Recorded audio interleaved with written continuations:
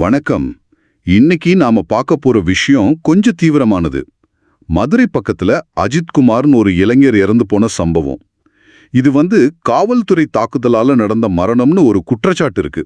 ஆமா, இது பத்தி நிறைய பேசப்பட்டு வருது. நாம இந்த விவாதத்துக்கு எடுத்துக்கிட்ட தகவல்கள் யூடியூபர் மதன் கௌரி வெளியிட்ட ஒரு வீடியோவோட எழுத்து வடிவத்திலிருந்து தான். நம்ம நோக்கம் இந்த சம்பவங்களோட வரிசையை புரிஞ்சுக்கிறது, அப்புறம் இது எழுப்புற கேள்விகளை பத்தி கொஞ்சம் ஆழமா பார்க்கறது தான். வாங்க, என்ன நடந்துச்சுன்னு முதல்ல பார்ப்போம். சரி. இந்த அஜித்குமார் 10வது வரைக்கும் படிச்சிருக்காரு. அவங்க அம்மா மாவு வித்து தான் குடும்பத்தை பாத்துக்கிறாங்க. ஒரு தம்பியும் இருக்காரு. ரொம்ப சாதாரண பின்னணி தான். ஆமா, அவரு மடப்புறம் பத்திரகாளி அம்மன் கோவில்ல ஒரு பிரைவேட் செக்யூரிட்டியா வேலை பார்த்திருக்காரு. அப்போ கோவிலுக்கு வந்த கொஞ்சம் உடல் சவால் கொண்டவங்க கார் பார்க்கிங்க்கு உதவி கேட்டிருக்காங்க. ஓஹோ. அஜித்துக்கு டிரைவிங் தெரியாததால அவரோட நண்பரை கூப்பிட்டு காரை பார்க் பண்ணிருக்காங்க. இது வரைக்கும் சரி. சரி. ஆனா அந்த கார் ஓனர்ஸ் கோவிலுக்குள்ள போயிட்டு திரும்பி பார்க்கும்போது காரோட பின் சீட்ல வச்சிருந்த 10 சவரன் நகை காணோன்னு சொல்றாங்க. 10 சவரனா பெரிய விஷயம்தான். ஆமா, கடைசியா சாவிய அஜித் கிட்ட கொடுத்ததால அவங்க சந்தேகத்தின் பேர்ல அவர் மேல புகார் கொடுத்திருக்காங்க. இங்கதான் முக்கியமான பாயிண்ட். அந்த நகை எப்போ காணாம போச்சு, எங்க காணாம போச்சுன்னு எந்த ஒரு ஆதாரமும் இல்ல. வெறும் சந்தேகம் தான், இல்லையா? கரெக்ட், வெறும் சந்தேகம் தான், ஆதாரம்னு எதுவும் இல்ல. முதல்ல போலீஸ் விசாரிச்சப்போ கூட அஜித் மறுத்திருக்காரு. அவரை வீட்டுக்கு அனுப்பிட்டாங்கன்னு தகவல் இருக்கு. அப்போ பிரச்சனை முடிஞ்சிருக்கலாமே. முடியல. அதுக்கப்புறம் தான் நிலைமை ரொம்ப மோசமாகுது. அதிகாலை நேரத்துல யூனிஃபார்ம் போடாத சிலர், ஒரு ஸ்பெஷல் டீம்னு சொல்லப்படுது. ஸ்பெஷல் டீமா? எதுக்கு? அதுதான் தெரியல. அவங்க அஜித்தையும் அவர் தம்பியையும் வீட்ல இருந்து இழுத்துட்டு போயிருக்காங்க. இது சட்டப்படி இது சரியா? எஃப்ஐஆர் இல்லாம, வாரண்ட் இல்லாம? அதுதான் பெரிய கேள்வி. எந்த எஃப்ஐஆரும் பதிவு செய்யப்படல. இது ஒரு அதிகாரப்பூர்வமான கைதி நடவடிக்கையும் இல்ல. ரொம்ப கவலைக்குரிய விஷயம். அப்புறம் அவங்கள ஸ்டேஷனுக்கு கூட்டிட்டு போகாம ஒரு தோப்புக்கு கூட்டிட்டு போயிருக்காங்க. அங்க வச்சு ரொம்ப கடுமையா தாக்கியிருக்காங்கன்னு சொல்றாங்க. தோப்புக்கா? ஆமா, வாயில மிளகாப்பொடி திணிச்சது, தண்ணி கொடுக்காம விட்டதுன்னு ரொம்ப கொடுமையான விஷயங்கள் நடந்தது அந்த மூலத்துல சொல்றாங்க. அஜித்தோட நண்பர்களையும் இதே மாதிரி தாக்கியிருக்காங்க. ஐயோ, கேட்கவே கஷ்டமா இருக்கு. அதுக்கப்புறம் மெடிக்கல் செக்கப்ல கூட காயங்கள் இருந்ததா சொல்றாங்களே.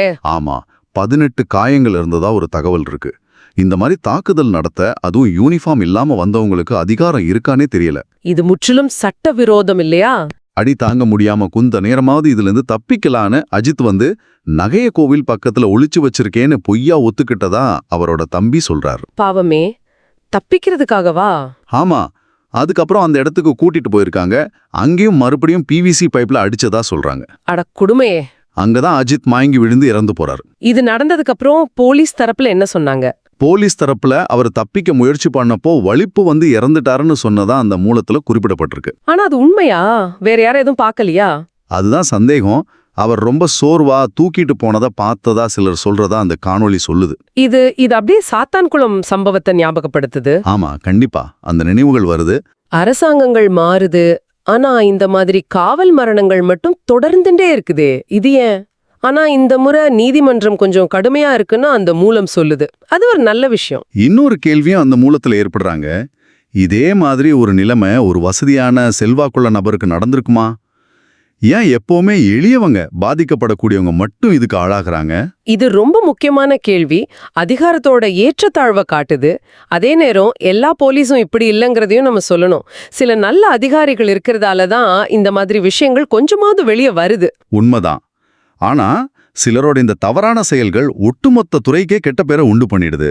காவல்துறை பயத்தை இல்ல, மரியாதையை சம்பாதிக்கணும். அதுதான் முக்கியம். சட்டவிரோத வன்முறை, அது போலி என்கவுண்டரா இருக்கலாம், இல்ல இந்த மாவு கட்டு போடுற மாதிரி விஷயங்களா இருக்கலாம், இதெல்லாம் ஆதரிக்கவே கூடாது.